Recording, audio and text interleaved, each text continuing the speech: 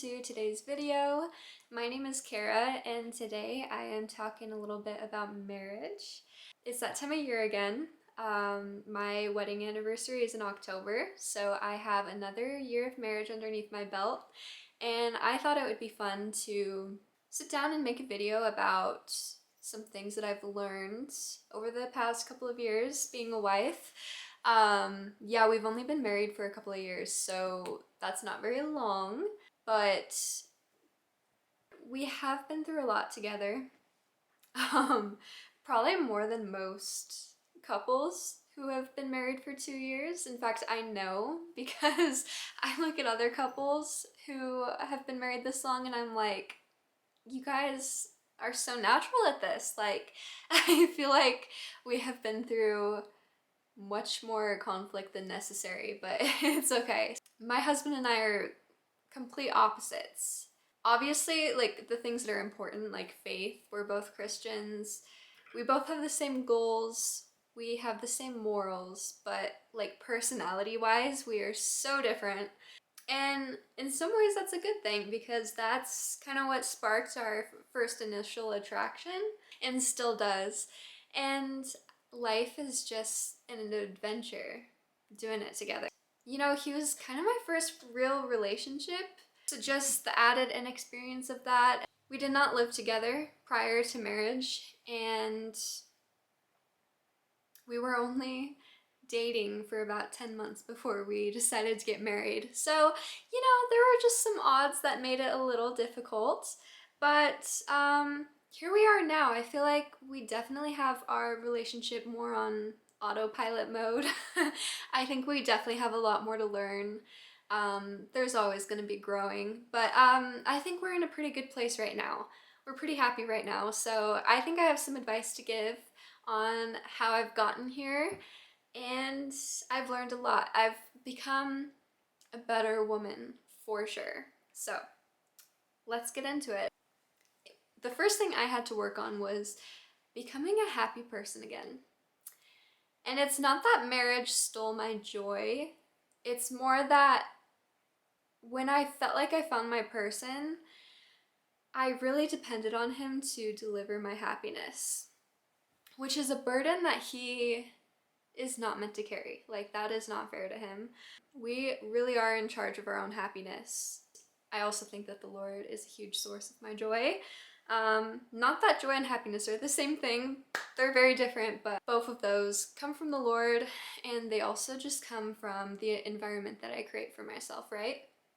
So, decentering from my husband and just cultivating my own happiness again.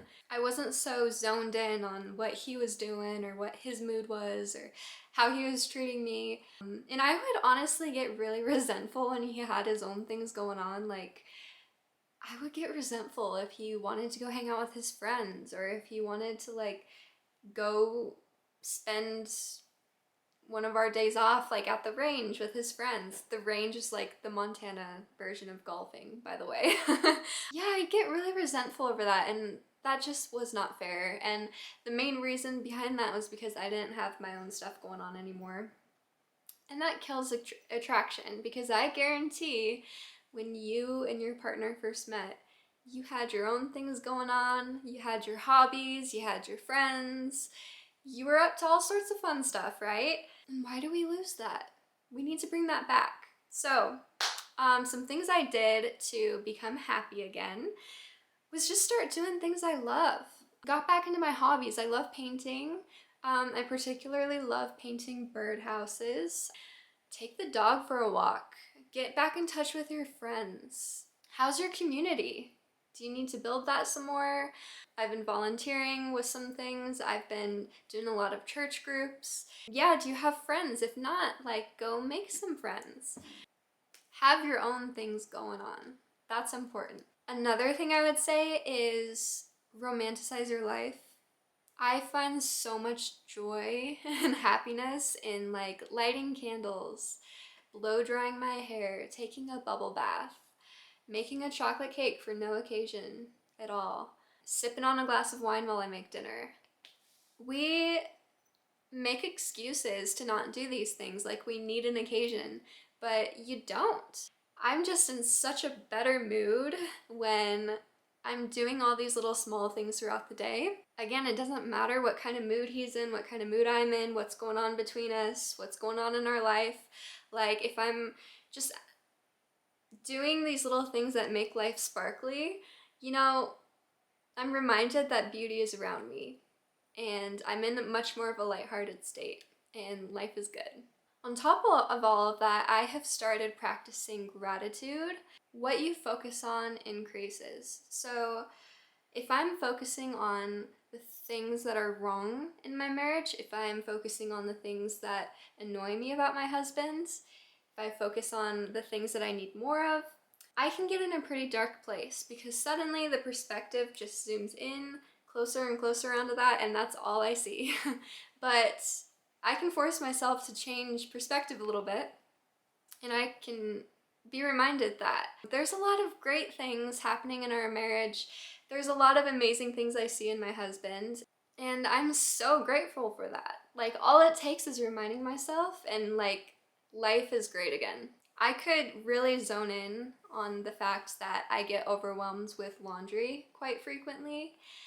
I could really think about how my husband doesn't help me with that. And I could get mad and I could get in a pretty dark spot. I could start a fight over it, or I could think about, hey, he changed the oil on my car the other day. He unloaded the dishwasher. He provides the roof over my head. And I'm like, holy cow, like, I have such an amazing husband. He really looks out for me, and I'm so thankful for him. I'm so thankful for the things that he does.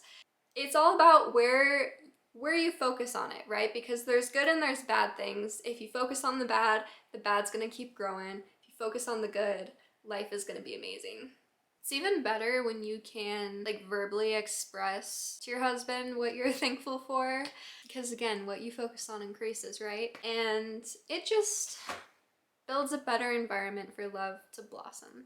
I try to express something I'm thankful for every day. But I think this is a good segue to talk about respect. I really wanted to talk about respect in this video because I had no idea what respect was.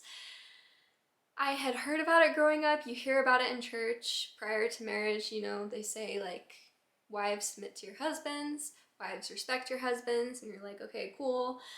But I had no idea what that meant. I'm here to tell you that I have learned, I had to learn this the hard way. Respect to men is like oxygen. Women, we need love. Men need respect. Like, respect is love to them. Ladies, your husband wants to feel like his intellect is worth something to you. He wants to feel like he has a place to make decisions too. Sometimes this is as simple as not backseat driving. Maybe he made a turn that's gonna cost like another 5 minutes, but you know what?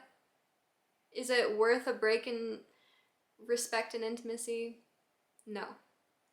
He wants to feel like you have faith in him.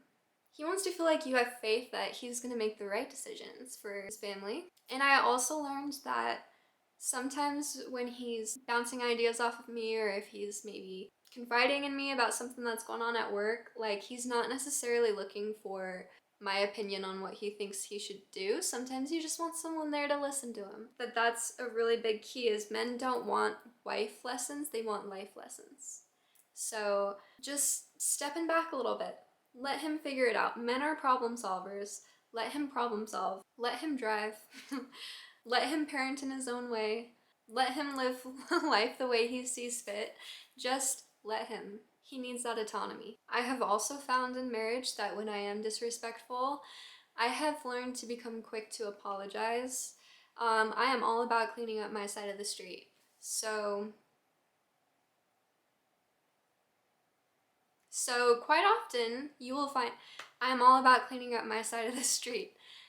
Being willing to apologize just like completely dissolves the conflict sometimes. I don't even really focus on his side of the street anymore. If he does something that's truly disrespectful to me and it's like a pattern that I'm noticing, yeah, I'll bring it up, and I try to do that in like a cool and composed, less emotional kind of way, which I could do a whole video on that. it's important to know like, how to address conflict and fights when you need to. But yeah, otherwise, I really let things go now. Not everything is worth a fight. Not everything is worth losing that emotional intimacy. But that goes on my side of the street too, so when I make a mistake, if I have disrespected him or hurt his feelings in some sort of way, I've just learned to apologize. Hey, I'm sorry for being disrespectful when I da da da da da. One more thing that I did in my marriage that completely changed it for the better was really trying to be his peace more than his source of drama. So I guess a good example of that would be not digging in when he's 45 minutes late for work, you know? Instead, making the decision to just greet him with a smile and ask him about his day, you know, because you have no idea what that man has been through, what battles he's had to fight. If he can come home to me being peaceful and me being like a good loving partner instead of drama, that's what marriage is all about. That's a real partnership. So yeah, this is just my 2 cents on what I've learned from marriage. I hope this is encouraging. I hope this inspires you. I am realizing that a lot of this advice has come from a book I've read called The Empowered Wife by Laura Doyle. She has a book and then also a podcast, and I've gone through both, and she has some really amazing marriage wisdom, and I would highly recommend checking that out. But yeah, I feel like I could talk a lot more on marriage, and maybe I will in the future. Let me know what you think. If you have any advice, I'd love to hear. And yeah, I'll catch you guys on the next video. Thanks so much.